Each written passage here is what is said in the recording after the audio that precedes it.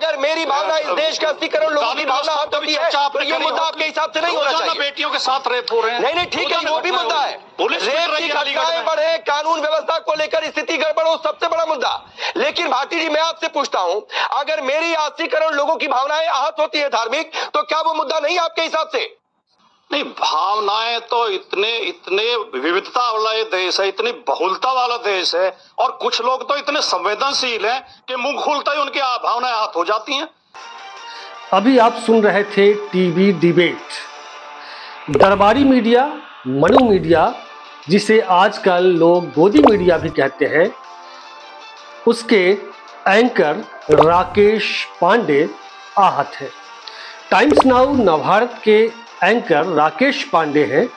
राकेश पासवान नहीं समझिएगा, राकेश यादव मत समझिएगा, राकेश राम, राकेश पटेल, राकेश प्रजापति भी मत समझिएगा।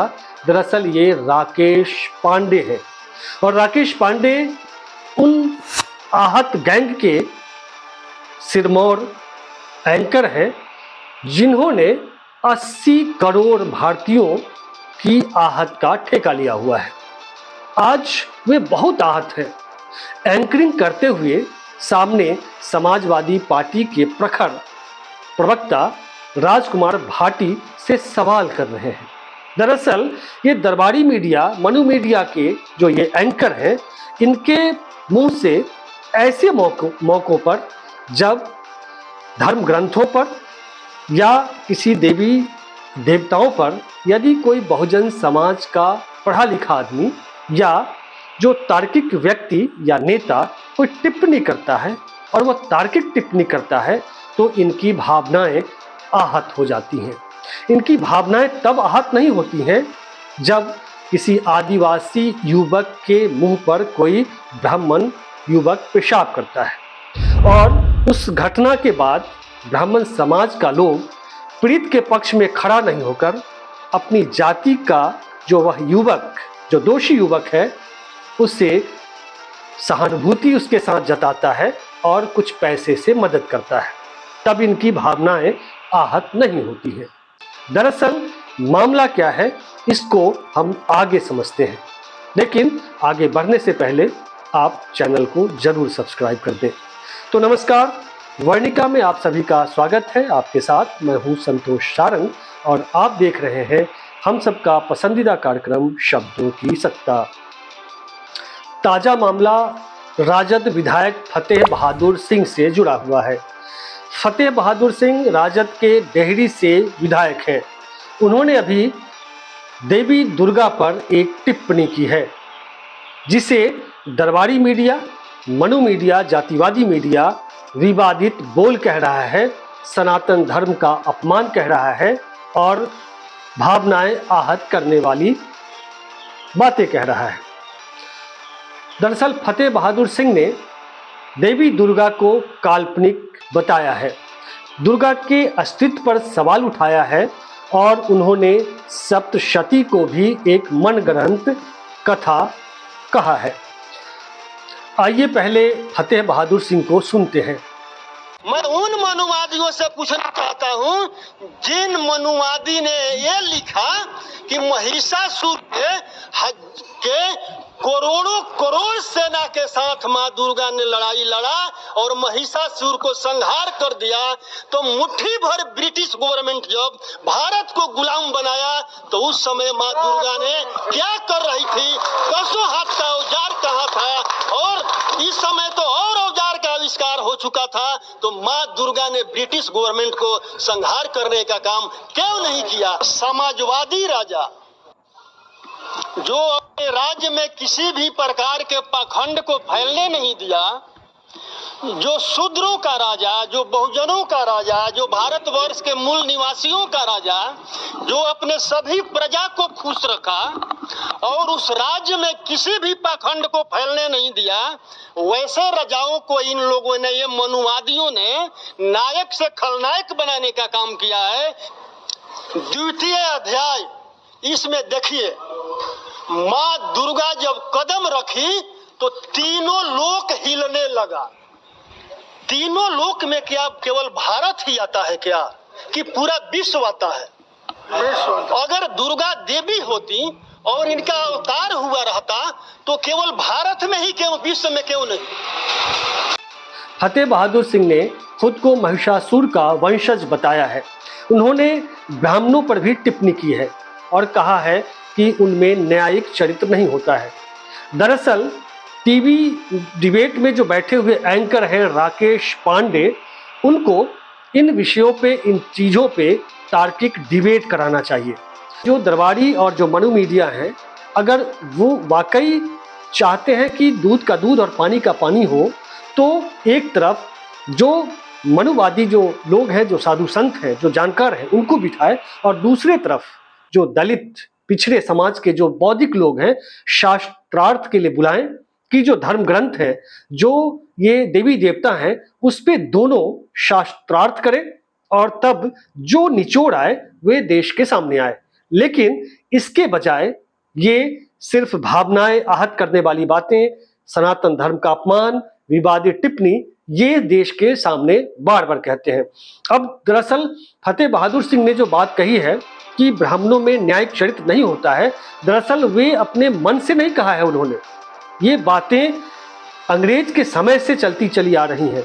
हम यहाँ एक कोट करना चाहेंगे फॉरवर्ड प्रेस के एक आर्टिकल को, जो फतेह बहादुर सिंह ने कहा है कि न्यायिक चरित्र ब्राह्मणों में नहीं होता है, उसको जस्टिफाई करता हुआ यह लेख है।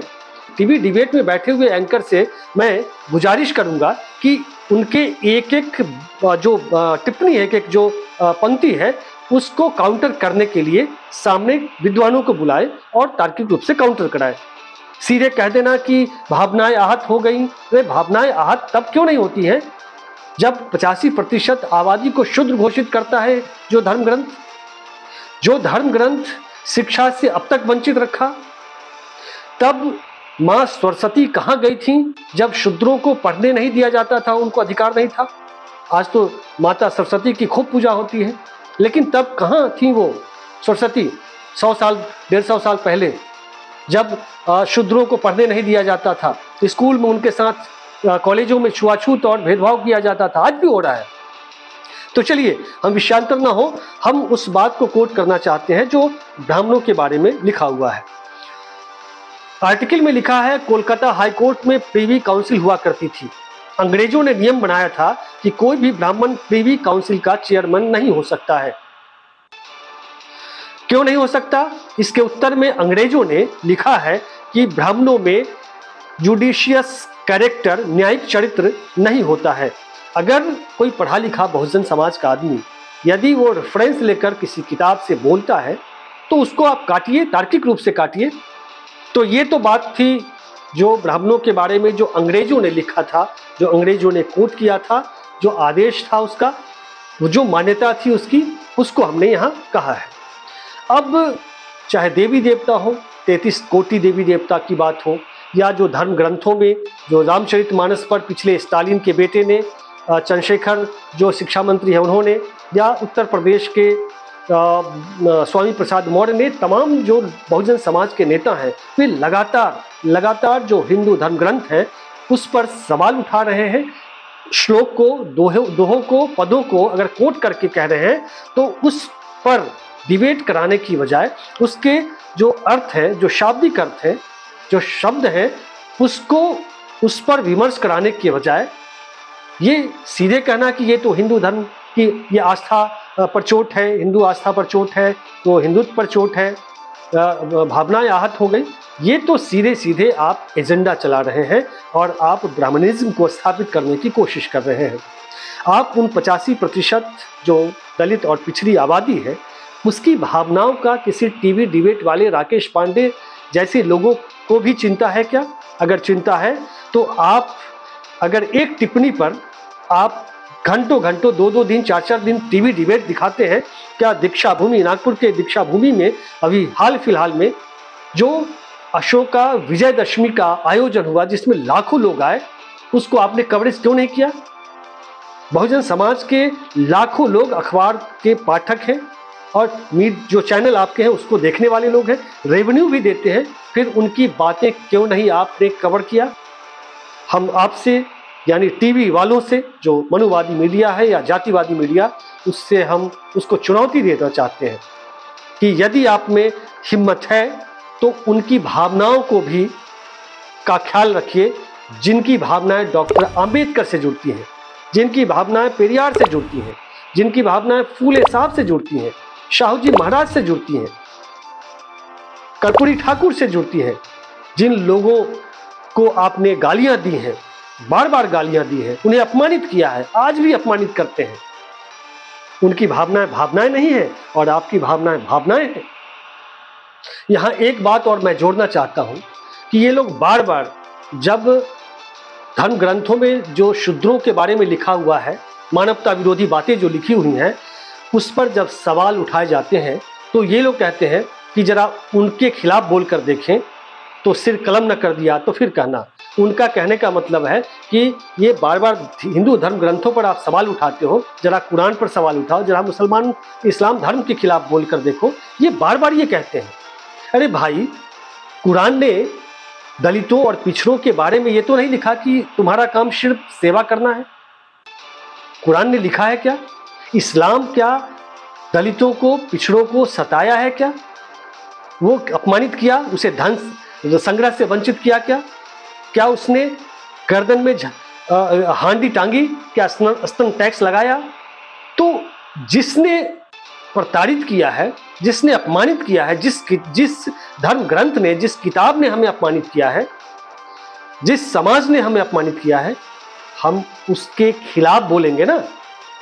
हमें जिस किताब ने, जिस धर्म ग्रंथ ने हमें अपमानित किया, शूद्र घोषित करके सिर्फ सेवक बनाया द्विजों का, हम उसके बारे में बोलेंगे या दूसरे के बारे में बोलेंगे? अगर गलती हमारा बेटा भाई करता है तो हम पड़ोसी के बेटे भाई को डांटेंगे या अपने बेटे भाई को डांटेंगे? ये कॉमन सी बात है। लेकिन नैरेटिव ये बनाते हैं ये लोग, जो मनु मीडिया, जो जातिवादी मीडिया बैठा हुआ है नोएडा में, वे वहां से एजेंडा चलाता है ताकि जो दलित पिछड़ा समाज है वो मुसलमानों को दुश्मन समझे। ये एजेंडा बहुत दिन तक नहीं चलेगा, क्योंकि अब लोग पढ़ने लगे हैं, तार्किक होने लगे हैं और उनको पता चलने लगा है कि जिस धर्म ग्रंथों में दरअसल जो जिसे आज सनातन और हिंदू धर्म कहा जाता है वो ब्राह्मण धर्म है, और ब्राह्मणों को, द्विजों को दरअसल सबसे ऊंची कुर्सी दी गई और सम्मानजनक जो भाव है उनके अंदर है। वे गौरवान्वित होते हैं सबसे ऊंची कुर्सी पर बैठकर, और जो बड़ी आबादी है आज भी अपमानित होती हैं, आज भी नौकरियों में जाने में, कॉलेजों में जाने पर अपमानित उसे किया जाता है कि छोटी जाति के होने की वजह से। तो हम, यानी वो जो पीड़ित आदमी है, जो विक्टिम है, वो अपने उस धर्म के बारे में, धर्म ग्रंथों के बारे में बोलेगा ना। आज इस एपिसोड में इतना ही। इस मसले पर आपकी क्या राय है कमेंट बॉक्स में जरूर लिखें। तो चलिए इजाजत दीजिए, फिर मिलेंगे हम अगले अंक में। तब तक के लिए नमस्कार।